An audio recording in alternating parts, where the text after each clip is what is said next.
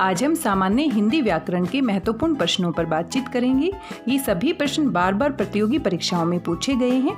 मेरी भाषा हिंदी भाषा परिवार में मैं रेखा सिंह आप सभी का एक बार फिर से स्वागत करती हूँ। आइए शुरू करते हैं आज का वीडियो। भाषा की सबसे छोटी इकाई है शब्द, वर्ण, पद, वाक्य। भाषा की सबसे छोटी इकाई की बात करें या छोटी ध्वनि की बात करें तो वर्ण होता है। बी विकल्प सही होगा। अगर वर्णों के सार्थक समूह की बात करें तो शब्द बन जाते हैं और शब्दों के सार्थक और व्यवस्थित समूह को हम क्या कहते हैं? वाक्य कहते हैं। और जब किसी शब्द को वाक्य में प्रयोग कर दिया जाता है तो वो पद कहलाता है। भाषा की सबसे छोटी इकाई पूछी गई है, दूसरा विकल्प सही होगा। वर्णों का सार्थक समूह कहलाता है पद, शब्द, वाक्य, संज्ञा। वर्णों का सार्थक समूह शब्द बन जाता है, बी विकल्प सही होगा। सज्जनता है, सज्जनता व्यक्तिवाचक संज्ञा है, भाववाचक संज्ञा है, जातिवाचक संज्ञा है या समूहवाचक संज्ञा है। सज्जनता का भाव होता है तो ये भाववाचक संज्ञा है, बी विकल्प सही होगा। सज्जन शब्द से सज्जनता बना है, सज्जन जातिवाचक संज्ञा है, कोई भी व्यक्ति सज्जन हो सकता है और वहां से सज्जनता का भाव उत्पन्न हुआ है तो भाववाचक संज्ञा होगी। मैं पुस्तक पढ़ता हूँ वाक्य में सर्वनाम का भेद है। मैं पुस्तक पढ़ता हूँ, यहाँ पर कोई व्यक्ति पुस्तक पढ़ता है और उसके स्थान पर मैं शब्द का प्रयोग किया है, यानी कि ये हमारा पुरुषवाचक सर्वनाम होगा, बी विकल्प सही है। विशेषण के भेद होते हैं। विशेषण के कुल कितने भेद होते हैं? विशेषण के मुख्य रूप से 4 भेद होते हैं: गुणवाचक विशेषण, संख्यावाचक विशेषण, परिमाणवाचक विशेषण, सार्वनामिक विशेषण। सी विकल्प सही होगा। देवेंद्र का संधि विच्छेद है। देवेंद्र का संधि विच्छेद होगा देव धन इंद्र, पहला विकल्प सही है। यहाँ गुण स्वर संधि है। कमल का पर्यायवाची शब्द नहीं है, नहीं है बताना है। जलज, नीरज, राजीव, परसून। जलज जल में पैदा होने वाला, नीरज नीर में पैदा होने वाला यानी जल में उत्पन्न होने वाला, राजीव कमल का पर्यायवाची शब्द है, परसून फूल का पर्यायवाची शब्द है, डी विकल्प सही होगा। आरोह का विलोम शब्द होगा आरोह यानी चढ़ते हुए क्रम में, बढ़ते हुए क्रम में, और आरोह का विपरीत शब्द होगा अवरोह यानी कि घटते हुए क्रम में, बी विकल्प सही होगा। अधिक बोलने वाला कहलाता है। अधिक बोलने वाले के लिए एक शब्द होगा वाचाल, ए विकल्प सही है।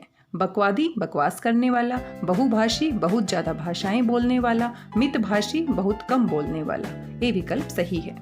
निम्नलिखित में से अथ शब्द का विलोम है। अथ का विलोम शब्द होगा इति। अथ होता है शुरुआत करना, आदि या आरंभ, इति होता है अंत करना, इसीलिए इति शब्द इसका विलोम होगा, अथ इति। निम्नलिखित में से शुद्ध वर्तनी वाला शब्द है। शुद्ध वर्तनी किस शब्द की है हमें ये बताना है। यहाँ बी विकल्प सही होगा। यहाँ पर त और स दोनों अर्ध आएंगे, आधे आएंगे और बार बार ये परीक्षाओं में पूछा जाता है। त और स दोनों ही आधे वर्ण होंगे। अंतर्यामी शब्द का सही अर्थ है अंतर्यामी ईश्वर को भी कहते हैं। अंतर्यामी जो अंदर की बात जानता है, यानी ए विकल्प सही होगा। स्त्री शब्द का सही पर्यायवाची नहीं है। नहीं है पूछा है। तरुणी स्त्री को कहते हैं, महिला स्त्री को कहते हैं। लज्जा शर्म का पर्यायवाची शब्द है, यही विकल्प सही होगा। ललना शब्द भी स्त्री का पर्यायवाची शब्द है। जो नहीं है वो पूछा गया है, सी विकल्प सही है। मंगन को देख पट देत बार बार, रेखांकित पद में अलंकार है। मंगन को देख पट, पट शब्द एक ही बार प्रयोग हुआ है और इसके 2 अर्थ हैं, पट यानी कपड़ा, पट यानी दरवाजा। यहाँ पर श्लेष अलंकार है। एक ही शब्द एक बार प्रयोग होता है, अलग अलग अर्थ उसके होते हैं, वहाँ पर श्लेष अलंकार होता है, सी विकल्प सही होगा। बच्चे से दूध नहीं पिया जाता में कौन सा वाच्य है? यहाँ कर्मवाच्य है। बच्चे से दूध नहीं पिया जाता यहाँ पर नकारात्मक वाक्य है और साथ में दूध यहाँ पर कर्म है, कर्म की मौजूदगी है। बच्चे से दूध नहीं पिया जाता कर्मवाच्य होगा, बी विकल्प सही है। पक्षी आकाश में उड़ रहे हैं का सही क्रिया भेद है। पक्षी आकाश में उड़ रहे हैं, यहाँ अकर्मक क्रिया है। उड़ना अकर्मक क्रिया होती है, कर्म की आवश्यकता नहीं होती, बी विकल्प सही है। प्रतिवर्ष हिंदी दिवस मनाया जाता है। 14 सितंबर 1949 को हिंदी को भारत की राजभाषा का दर्जा दिया गया था।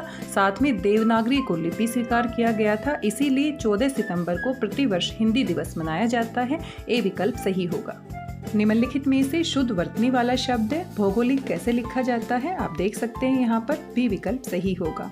भौगोलिक, भूगोल धन इक प्रत्यय से शब्द बना है, बी विकल्प सही है। अपव्यय शब्द का सही अर्थ है। अपव्ययी होता है जो बहुत धन खर्च करता है। बी विकल्प सही होगा, जो बहुत व्यय करता है, व्यय यानी खर्च करता है।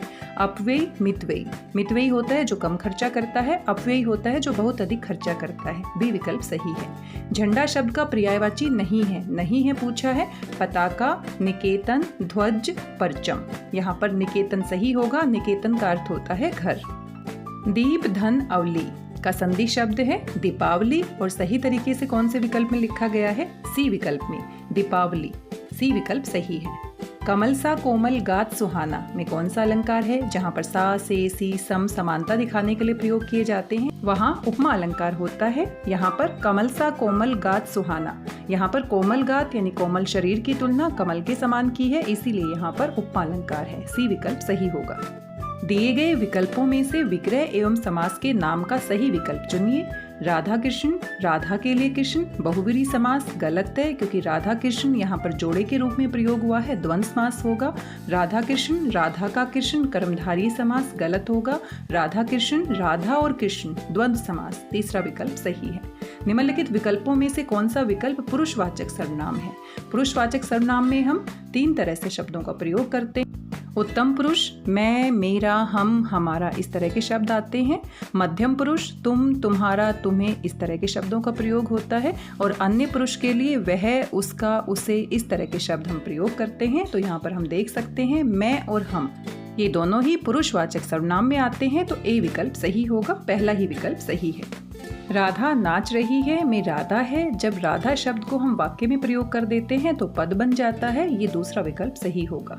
रवि मोहन तुम क्या है? रवि मोहन तुम वर्णों का सार्थक समूह है और इसीलिए ये शब्द कहलाते हैं, पहला विकल्प सही होगा। अनुस्वार चिन्ह का उचित प्रयोग वाला शब्द है, यहाँ पहला ही विकल्प सही है। कुंज शब्द में सही अनुस्वार चिन्ह का प्रयोग किया गया है, बाकी में सही अनुस्वार का प्रयोग नहीं हुआ है। अनुनासिक चिन्ह का उचित प्रयोग वाला शब्द है, यहाँ छांव शब्द में अनुनासिक चिन्ह का प्रयोग हुआ है, बाकी सभी विकल्प गलत है, इन सभी में अनुस्वार का प्रयोग होगा। महंगाई, झनकार, अंधकार इस तरह से लिखे जाएंगे। परिवर्तन में उचित उपसर्ग है, परिवर्तन में हमें उपसर्ग की पहचान करनी है। यहाँ परि उपसर्ग है, वर्तन मूल शब्द है, इसीलिए यहाँ पर दूसरा विकल्प सही होगा। अध खुला में उचित उपसर्ग है, यहाँ अध उपसर्ग है, खुला मूल शब्द है, सही विकल्प चौथा है। छिड़काव में उचित प्रत्यय है, छिड़काव में आव प्रत्यय का प्रयोग किया गया है, तीसरा विकल्प सही होगा। संपादकीय में उचित प्रत्यय है, इसमें ई का प्रयोग हुआ है, मात्रा के साथ आप देख सकते हैं बड़ी की मात्रा है तो बड़ी ई और य, दूसरा विकल्प सही होगा। गज, गज, श्रुति सम भिन्नार्थक शब्दों के अर्थ बताइए। गज और गज, यहाँ पहला गज शब्द हाथी के लिए प्रयोग किया गया है और दूसरा गज शब्द जहाँ पर नुक्ता लगा है जो कि फारसी से लिया गया है, ये हमारा माप होता है। मापने की एक इकाई के रूप में हम गज का प्रयोग करते हैं, इसीलिए ध्यान से देखना है। पहला शब्द हाथी के लिए प्रयोग किया गया है और दूसरा एक माप है, तो इसीलिए पहला विकल्प सही है। पहले और दूसरे विकल्प में हम दुविधा में पड़ सकते हैं, अगर हमें सही जानकारी है तभी हम सही विकल्प के साथ जा सकते हैं। पत्नी का पर्यायवाची नहीं है, आर्या पत्नी को कहते हैं, दारा पत्नी का पर्यायवाची शब्द है, सहचरी पत्नी होती है, सुता बेटी का पर्यायवाची शब्द है, चौथा विकल्प सही है। शांत का विलोम है, अशांत बड़ा ही आसान है, पहला विकल्प सही है। माता का पर्यायवाची नहीं है, नहीं है पूछा है। जननी माता को कहते हैं, माँ माता को कहते हैं, धात्री माता को कहते हैं। ममता, ममता यहाँ पर माता का पर्यायवाची शब्द नहीं है, ममता का भाव होता है, चौथा विकल्प सही है। शुष्क का विलोम है, शुष्क होता है सूखा और इसका विलोम शब्द होगा आर्द्र। यहाँ पर पहले, दूसरे और तीसरे विकल्प में हम कंफ्यूज हो सकते हैं, तो सही वर्तनी वाला शब्द होगा तीसरा, आर्द्र ऐसे लिखा जाएगा। आर्द्रता का भाव होता है, चौथा विकल्प बिल्कुल ही अलग है। आइए आगे देखते हैं। कुल, कूल, श्रुति सम भिन्नार्थक का अर्थ बताइए। यहाँ कुल का अर्थ होता है वंश और कूल जहाँ पर बड़े ऊ की मात्रा लगी है उसको हम किनारा कहते हैं, तो सही विकल्प कौन सा होगा? चौथा, वंश और किनारा।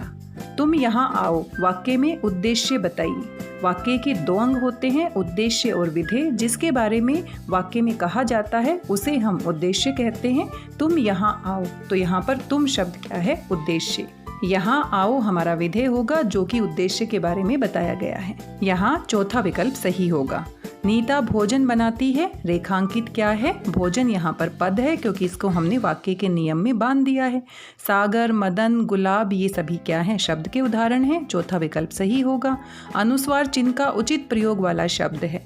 संतुलन पहला ही विकल्प सही है। अनुनासिक चिन्ह का उचित प्रयोग वाला शब्द है। यहाँ पर आप देख सकते हैं पांचवा शब्द में सही अनुनासिक का प्रयोग किया गया है। पहला विकल्प सही होगा। हम ख्याल में उचित उपसर्ग शब्द है। हम यहाँ पर उचित उपसर्ग है और ख्याल हमारा मूल शब्द है, तो यहाँ पर उपसर्ग पूछा है। दूसरा विकल्प सही होगा। पौराणिक में उचित प्रत्यय शब्द है। पुराण, धन, इक से ये शब्द बना है, तो इसीलिए इक यहाँ पर क्या है? प्रत्यय। समलोचना में उचित उपसर्ग शब्द है। सम यहाँ पर उपसर्ग है, लोचना यहाँ पर मूल शब्द है, तो यहाँ पर चौथा विकल्प सही होगा। पंडिताई में उचित प्रत्यय है। आई यहाँ पर क्या है? प्रत्यय है। ताई नहीं होगा, हम कंफ्यूज हो सकते हैं। पंडित, धन, आई पहला विकल्प सही है।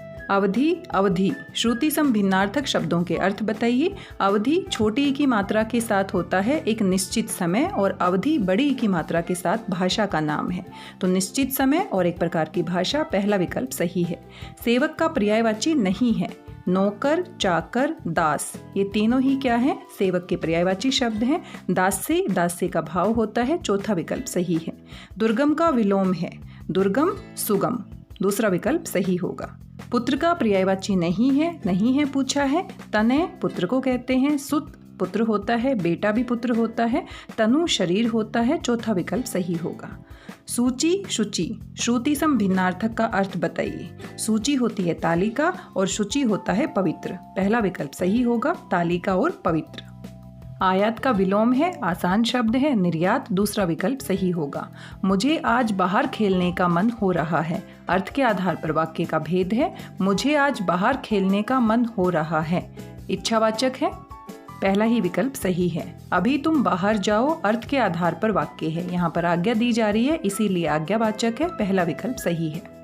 वर्णों के सार्थक मेल को कहते हैं शब्द कहते हैं। दूसरा विकल्प सही होगा। शब्द व्याकरणिक नियमों में बनकर क्या बन जाता है? शब्द व्याकरणिक नियमों में बनकर पद बन जाता है। तीसरा विकल्प सही होगा। अनुस्वार चिन्ह का उचित प्रयोग वाला शब्द है। कुंडली पहला ही विकल्प सही है। अनुनासिक चिन्ह का उचित प्रयोग वाला शब्द है। मुंह सही अनुनासिक चिन्ह का प्रयोग हुआ है। तीसरा विकल्प सही है। संतोष में उचित उपसर्ग है। सम, धन, तोष यहाँ पर दूसरा विकल्प सही होगा। निर्दोष में उचित उपसर्ग है। निर्धन, दोष यहाँ पर दूसरा विकल्प सही होगा। शारीरिक में उचित प्रत्यय है। शरीर, धन, इक यहाँ पर छोटी की मात्रा आएगी, तो यहाँ पर तीसरा विकल्प सही होगा।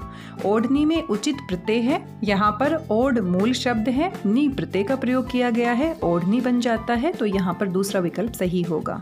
शर, सर श्रुति सम भिन्नार्थक शब्दों के अर्थ बताइए। शर बाण होता है और सर तालाब होता है, तो यहाँ पर हम दुविधा में पढ़ सकते हैं क्योंकि जो हमारे विकल्प दिए गए हैं वो इसी प्रकार से कंफ्यूज करने के लिए दिए गए हैं।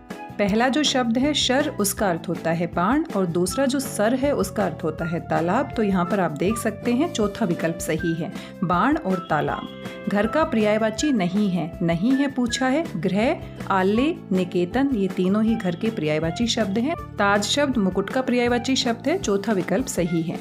दीर्घायु का पर्यायवाची है। दीर्घायु यानी जिसकी उम्र लंबी होती है। चिरंजीवी सही है।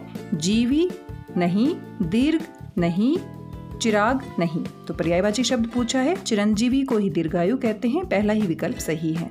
अवनी का विलोम है। अवनी हम पृथ्वी को कहते हैं और अवनी का विलोम होगा अंबर। अवनी, अंबर पहला विकल्प सही होगा। आकाश यहाँ पर नहीं होगा, आकाश का होगा पाताल। तो इसीलिए विलोम शब्दों के जो जोड़े होते हैं वो एक क्रम के अनुसार होते हैं। वैसे तो आकाश का अर्थ भी अंबर ही होता है, पर्यायवाची शब्द है, लेकिन अवनी के लिए सही विलोम शब्द होगा अंबर। अगर आकाश आता है तो पाताल होगा। शुल्क और शुक्ल श्रुति सम भिन्नार्थक शब्दों के अर्थ बताइए। शुल्क होता है फीस और शुक्ल होता है श्वेत, सफेद। चौथा विकल्प सही होगा। ध्वंस का सही विलोम छाटी। ध्वंस का सही विलोम शब्द होगा निर्माण। पहला विकल्प सही है। तुम खेलने के लिए बाहर नहीं जाते हो अर्थ के आधार पर वाक्य है। तुम खेलने के लिए बाहर नहीं जाते हो नकारात्मक यहाँ पर है तो इसीलिए नकारात्मक वाक्य होगा। दूसरा विकल्प सही है। अरे मेरा मित्र प्रथम आया है अर्थ के आधार पर वाक्य का भेद बताना है तो यहाँ पर विस्मयादिबोधक चिन्ह का प्रयोग किया गया है। पहला ही विकल्प सही होगा विस्मयवाचक वाक्य। आज के इस वीडियो में हमने सामान्य हिंदी व्याकरण के महत्वपूर्ण प्रश्नों पर बातचीत की गई है। ये बड़े ही सामान्य से प्रश्न होते हैं लेकिन बार बार प्रतियोगी परीक्षाओं में पूछे जाते हैं। अगर इनका सही तरीके से हम बार बार अभ्यास कर लेते हैं तो कोई भी प्रश्न हम परीक्षा में गलत नहीं करेंगे। आशा करती हूँ आपको प्रश्न समझ में आए होंगे। साथ में वीडियो आपको कैसा लगा जरूर बताइएगा। मिलते हैं एक नए वीडियो में कुछ और महत्वपूर्ण जानकारी के साथ। तब तक स्वस्थ रहिए, व्यस्त रहिए, मस्त रहिए, खुश होकर पढ़ते रहिए, अभ्यास करते रहिए। मेरी भाषा हिंदी भाषा परिवार के साथ जुड़ने के लिए आप सभी का धन्यवाद। बहुत बहुत धन्यवाद।